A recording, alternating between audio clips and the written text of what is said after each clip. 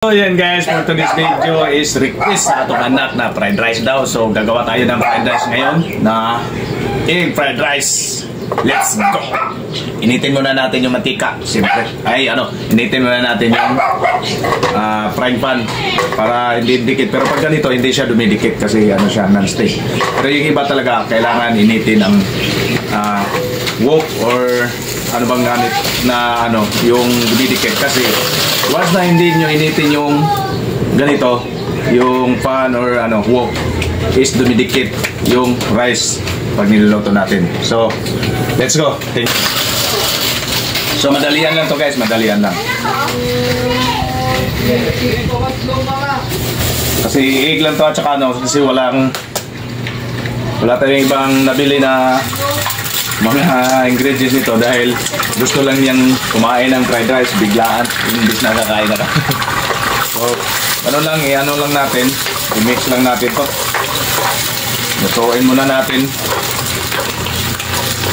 Yan. Yoy!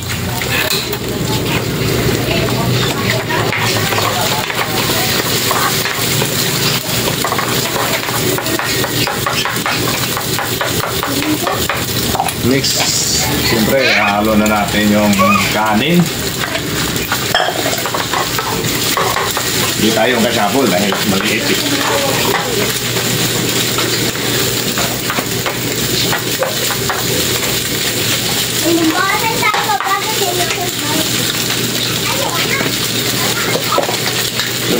Lagay tayo ng asin. Tantahan lang, tantahan. Magic sarap. Pwede rin ginisa mix. Yan, magic sarap. Gamit natin.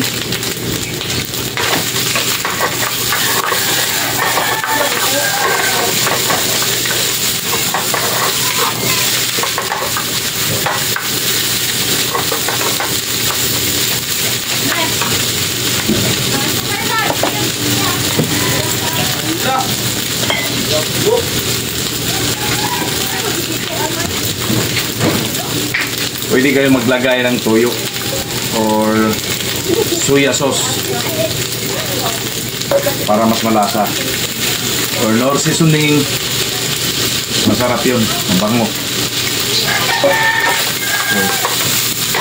yan, medyo nagkulay na siya ng dahil nilagyan natin ng soy sauce.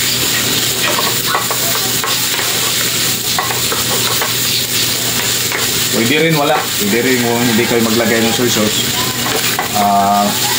Ang ilagay nyo lang is lang. Yun, itlog lang. Tapos may sarap or bitchin.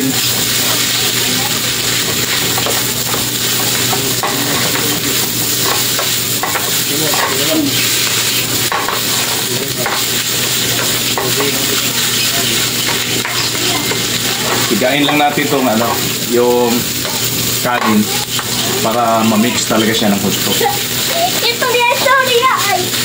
Ganyan lang.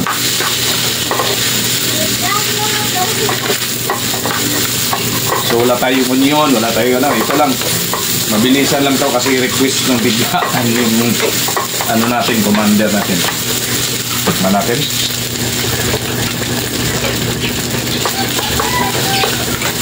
Ayos na. Ganun lang kabilis. Fried rice na. Oh, di ba? Ang bilis. Ito na, oh.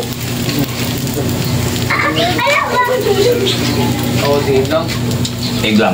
At saka, yun, timpla. Wala na iba. Pero, sarap.